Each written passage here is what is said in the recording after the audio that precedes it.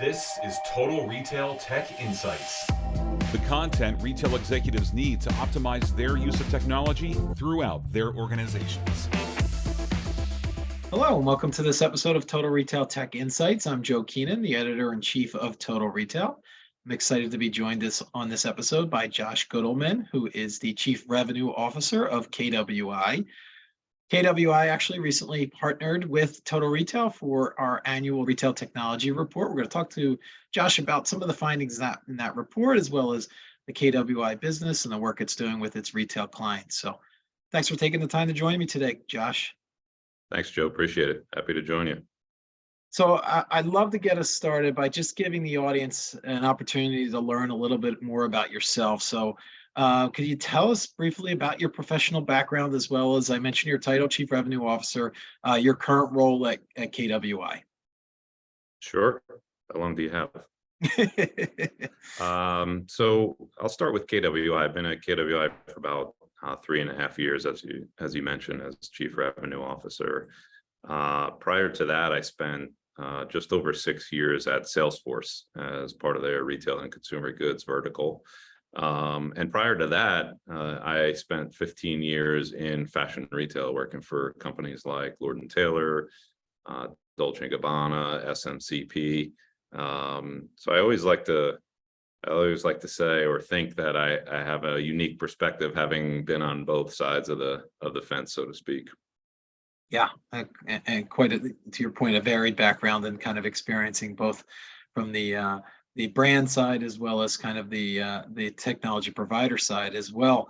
I also think it'll be helpful just for those that may not yet be familiar with KWI. Can you just give us kind of a quick overview of the business and specifically its work in the retail space? Yeah, sure. Not a problem at all. So KWI is a unified commerce platform. We've been in business for about 37 years. A lot of people have different terminology for unified commerce platforms, Omnichannel, you name it. There's a different word that everyone uses. Some of our flagship products are point of sale, merchandising or inventory management, order management, e-commerce, and loyalty. We work with some of the best known retailers probably in the world, companies like Pandora, Blue Mercury, David Yurman, to name a few. So as I noted when I introduced the two of us, Josh, that KWI recently partnered with Total Retail for its 2023 Retail Technology Report. And just for the audience, a quick overview of that. We survey our audience of technology decision makers about their organization's current usage of technology, spending on that technology, a little bit about the technology forecast on where their technology spending may be shifting based on some of the macroeconomic conditions we're seeing, and then a little bit about kind of the technology buying processes within their organization. So we're thrilled to have a great partner like KWI for that report. I'm interested from your perspective, Josh, some of the highlights from the survey data that was captured this year that you might want to call out. Yeah, I mean, I think there were 4 or 5 key things that you can take away from the report. One, which I think is near and dear to everyone's heart, is just that technology spending has somewhat slowed for retailers. I think a lot of people in the SaaS space, or anyone serving retailers, has probably felt it. And the retailers that were surveyed in the report kind of validated that. Not that they're not spending at all, but I think they're taking a more cautious approach, given what's going on with the economy, given the uncertainty with elections, whatever it may be. I think that spending has plateaued somewhat. The other, key thing is what retailers are spending their money on. That always kind of ebbs and flows with different types of technology, but seeing order management and inventory management top the list for retailers, I thought was very interesting, and something that we're seeing ourselves when we're talking to prospective clients.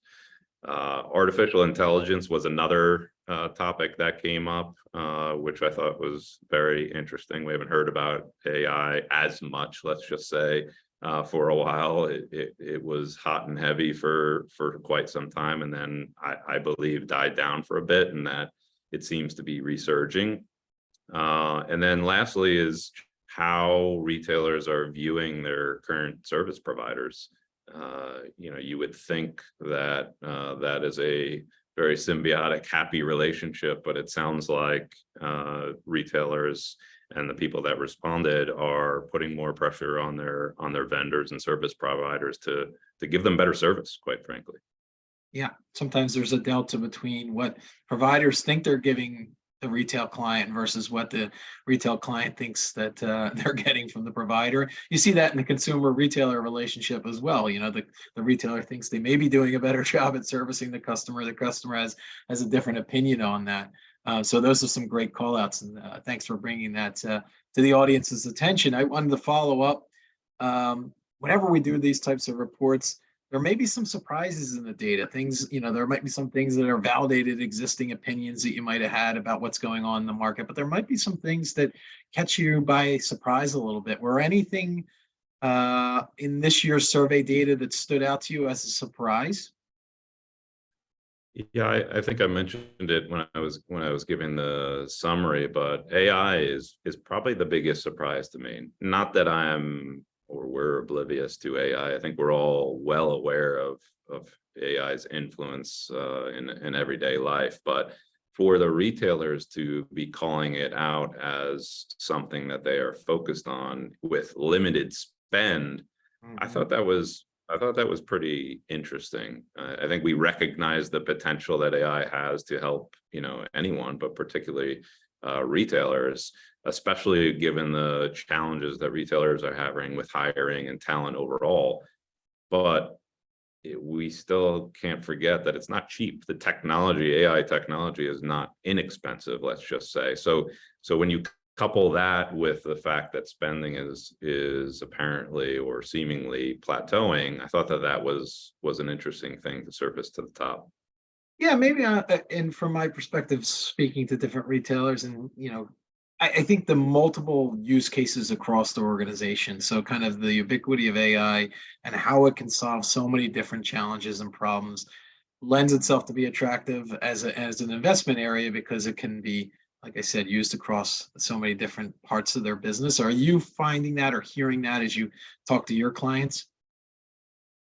For sure. Yeah, it's definitely coming up. And I think maybe to your point is that, what AI is and what its practical use cases are sometimes different, right? So to your point, there are certain technologies that can be used across, our organization. At the end of the day, retailers and the types of retailers that we're talking about, they're looking for efficiencies.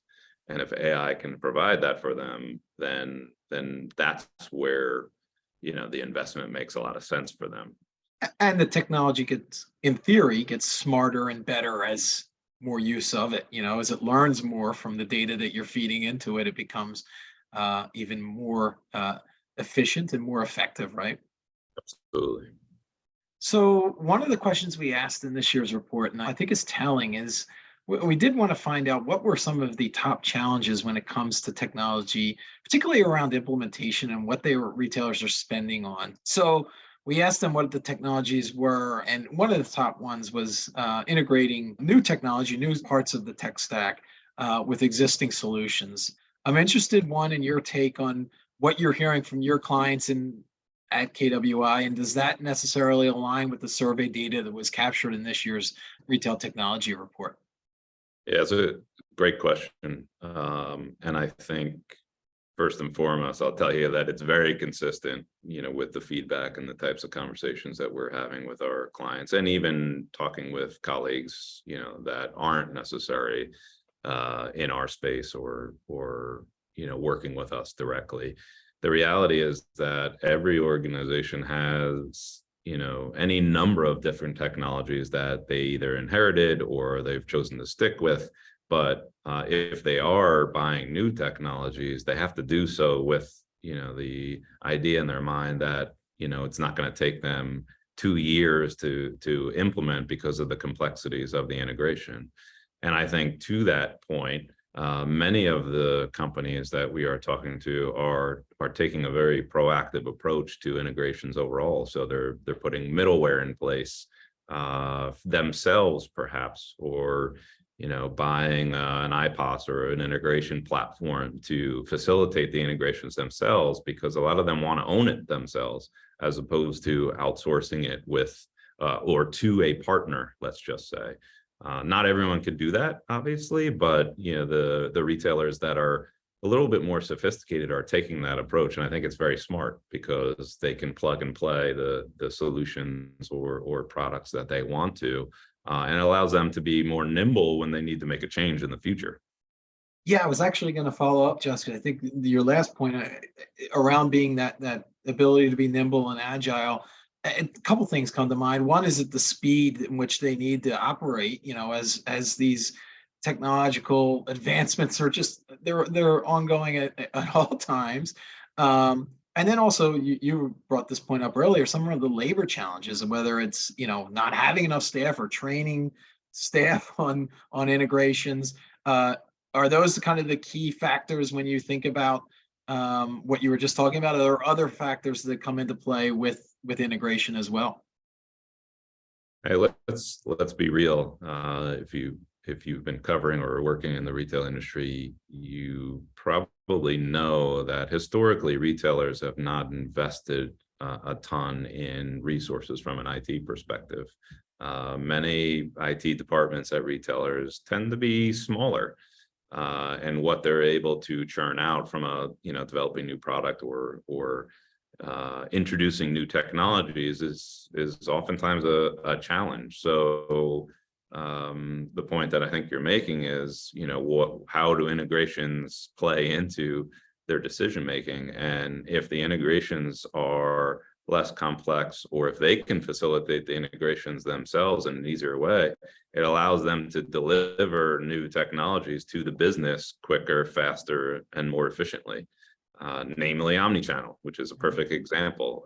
I know that's a grossly overused term in retail, but there are so many different flavors of Omnichannel, and each one of them potentially could carry with it a new technology or a new type of integration that is required to do it and do it well.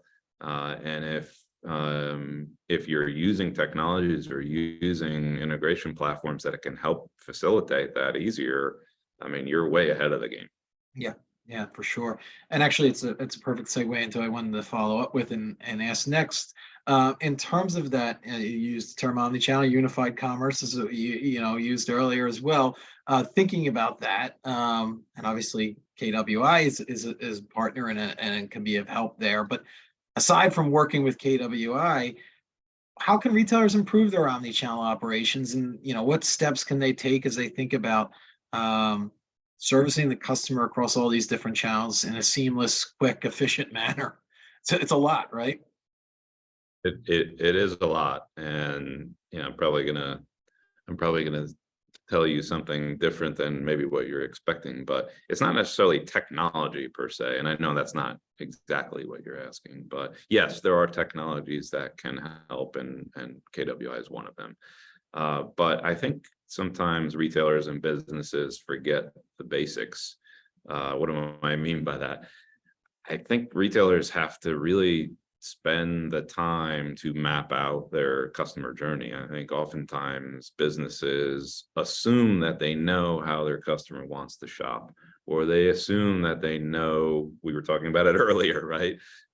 They think that they know that their customer is happy about a particular thing, but they don't necessarily spend the time to map out the customer journey, to interview customers, to ask them the questions. Is this working the right way? Is this not working the right way? Asking those hard questions. What are we not doing well? What are the things that you would like to see us do from an omnichannel perspective, and also experiencing it themselves. So executives at some of these companies, form opinions perhaps about how things should be, but they should go experience themselves. There was an article in the Wall Street Journal recently where the CEO of Uber, for example, was challenged by another executive who was telling a story about how he had to succumb to surge pricing in New York City, where he went 3 blocks and it cost him $52, and he presented that to the CEO, and the CEO had no idea that was that it was that severe. So sometimes it's as simple for a retailer as go to a store, shop, be a customer, see what happens, buy something online, call the customer service. How do they handle your order or changes or issues that you may have? And it sounds really, really basic, but I don't think you should do anything until you've really understood what it's like for your end consumer.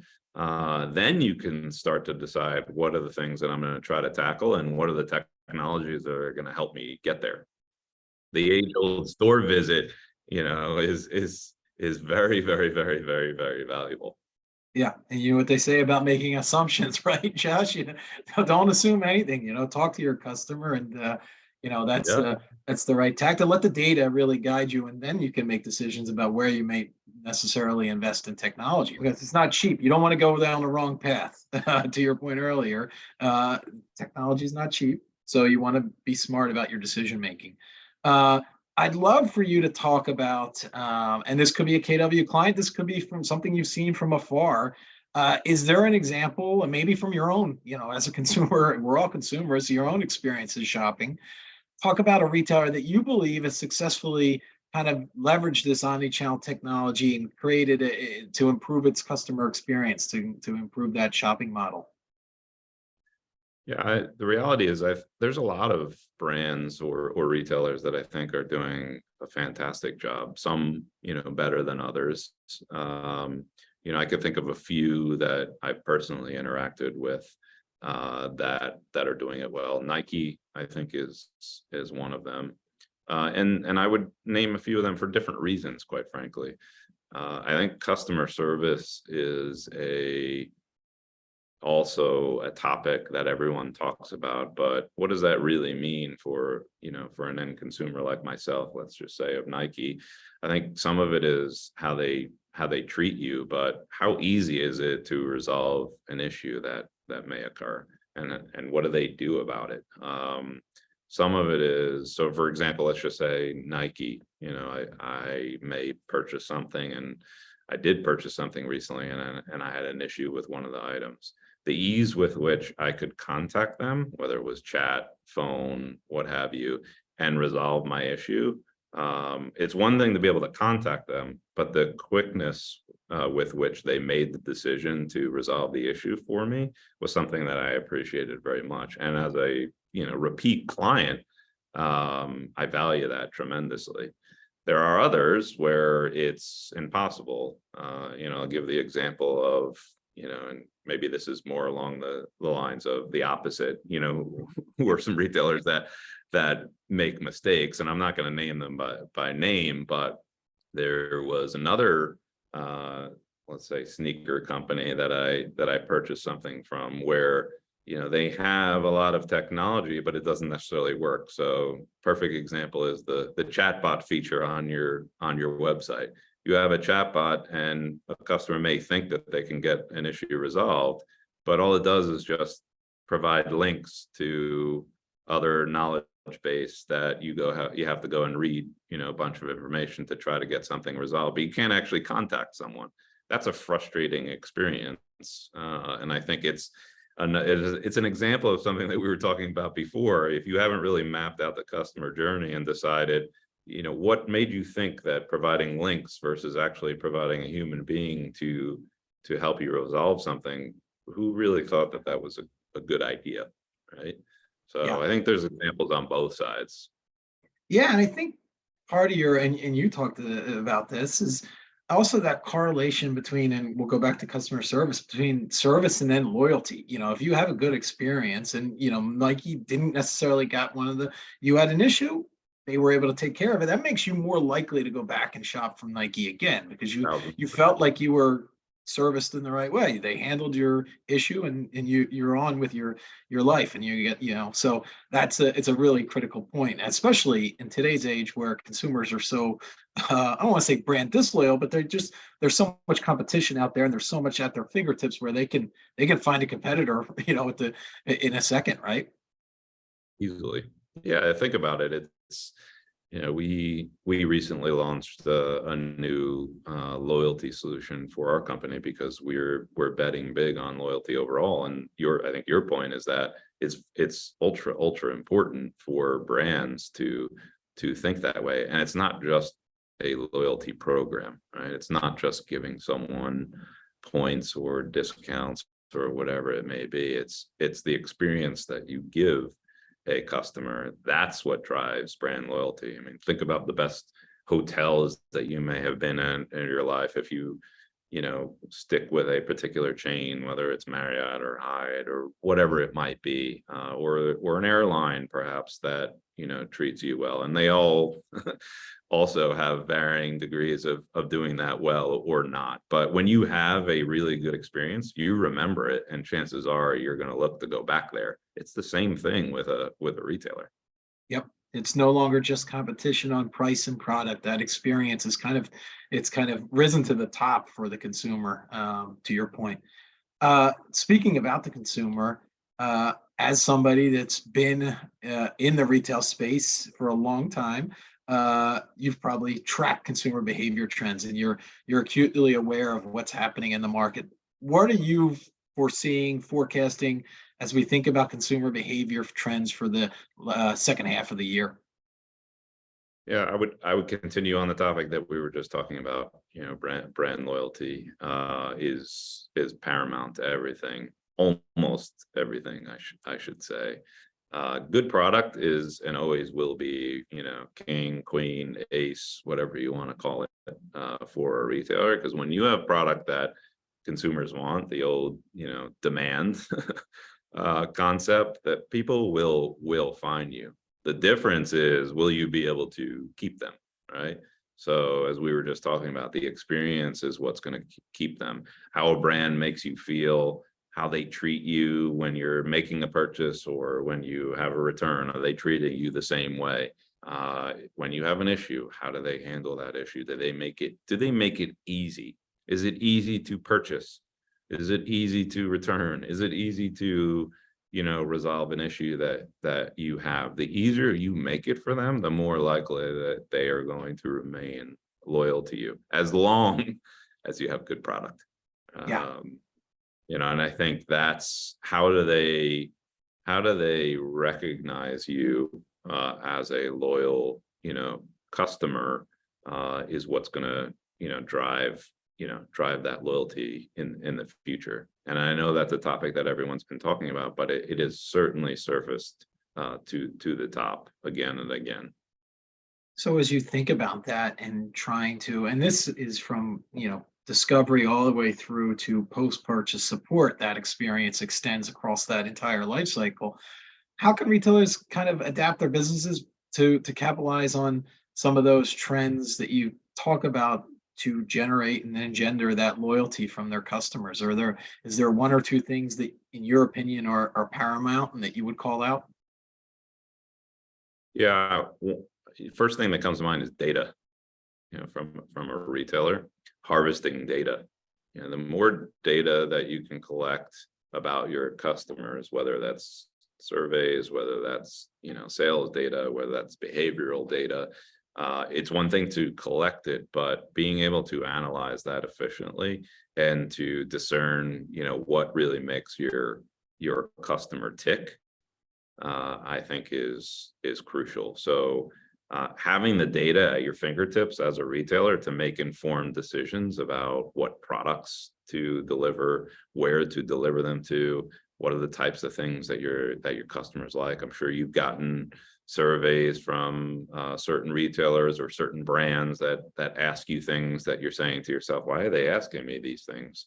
Because they're trying to get at the heart of what really makes you tick and what do you care about, so that they can kind of marry up those things with their product, right? Perhaps you like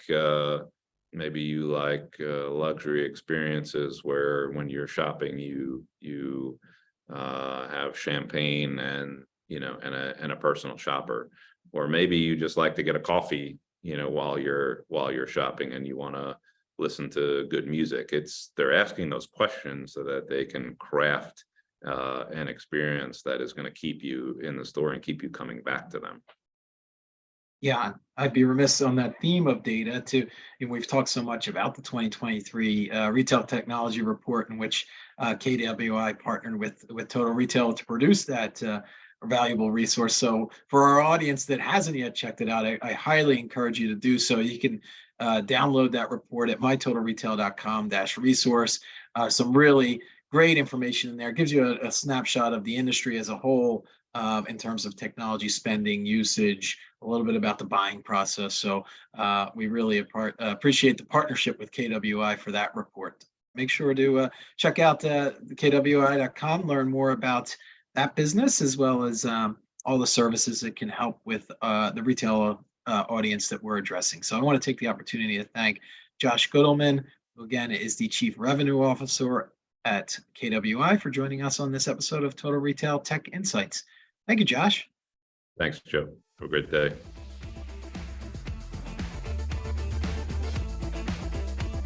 Thanks for listening. For more information on this podcast, please check out our podcast channel page at mytotalretail.com/podcasts for show notes. Total Retail Tech Insights is available on Apple Podcasts, Google Podcasts, Stitcher, and Spotify. Make sure to subscribe on our podcast channel page as well. If you've enjoyed this episode, please take a few moments to rate and review this podcast. Thanks, and until next time, this has been Total Retail Tech Insights.